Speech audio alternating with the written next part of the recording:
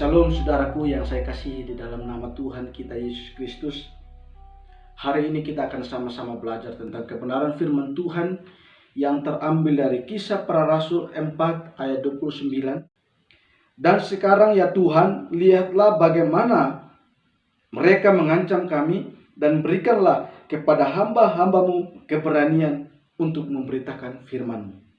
Dan sekarang ya Tuhan, lihatlah bagaimana mereka mengancam kami, dan berikanlah kepada hamba-hambamu keberanian untuk memberitakan firman-Mu. Saudara-saudara, ketika kita melihat ayat ini sebenarnya berbicara tentang bagaimana Rasul Petrus dan Rasul Yohanes ditangkap karena apa? Karena memberitakan Injil.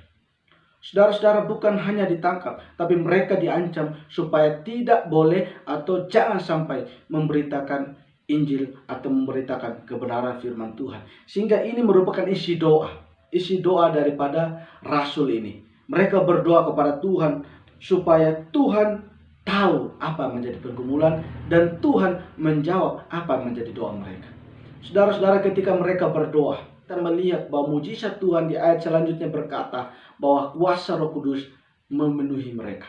Roh Kudus bertindak bagi hidup mereka. Saudara-saudara, ini yang menjadi pergumulan rasul-rasul pada saat itu. Hidup mereka diancam supaya tidak memberitakan Injil. Saudara-saudara, lalu bagaimana perasaan saudara dan saya ketika sedang mengalami sebuah ancaman? Tentunya perasaan kita tidak akan pernah tenang. Tentunya perasaan kita akan kacau. Tentunya perasaan kita itu akan dihantui rasa kebimbangan, kecemasan, ketakutan, dan lain-lain. Itu yang dirasakan tentunya kalau hidup kita berada dalam sebuah ancaman. Saudara-saudara, tentunya kita pernah mengalami yang namanya ancaman dalam hidup. Ya, ancaman yang terjadi tentunya membuat kita memiliki rasa ketakutan itu tersendiri. Nah, saudara-saudara, dari kesaksian rasul-rasul di sini, mereka ketika mengalami yang namanya ancaman, yang mereka lakukan adalah berdoa.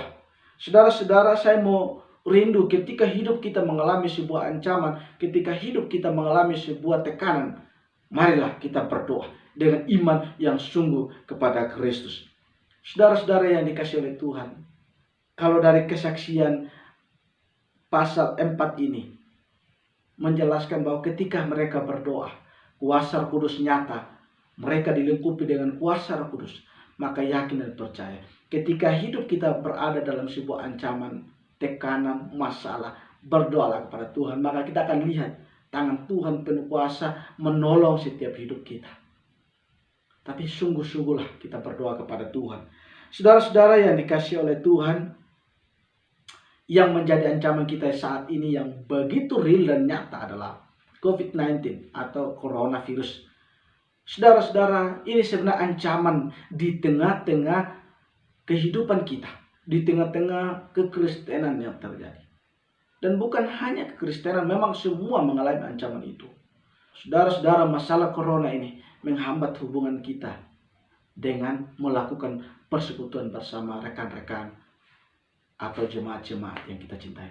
Saudara-saudara, gereja-gereja boleh dilarang. Persekutuan perkumpulan dilarang. Itu salah satu penghambat atau ancaman. Marilah di tengah ancaman ini kita mengkobarkan api Injil. Justru di tengah ancaman inilah kita minta hikmat Tuhan, kita minta kuasa Tuhan supaya Tuhan bertindak melalui setiap kita, dipakai oleh Tuhan supaya menjadi berkat di tengah-tengah ancaman. Saudara-saudara yang dikasihi oleh Tuhan, melalui virus ini kita boleh membangun hubungan dengan Tuhan, meminta kuasa Tuhan untuk Tuhan memberikan hikmat bagi kita. Melalui media sosial kita tetap bisa memberitakan Injil. Mungkin kita tidak bertemu secara langsung, tetapi melalui media sosial kita bisa mengabarkan Injil. Saudara-saudara, tentunya orang mengalami ketakutan ketika menghadapi yang namanya COVID-19. Tapi di tengah-tengah ancaman ketakutan, disitulah peran kita. Supaya kita tetap berkobar, supaya kita tetap menyala, supaya kita jadi garam dan terang. Ya, saudara-saudara, marilah kita menghasilkan buah di tengah-tengah ancaman yang ada. Tuhan Yesus memberkati. Shalom.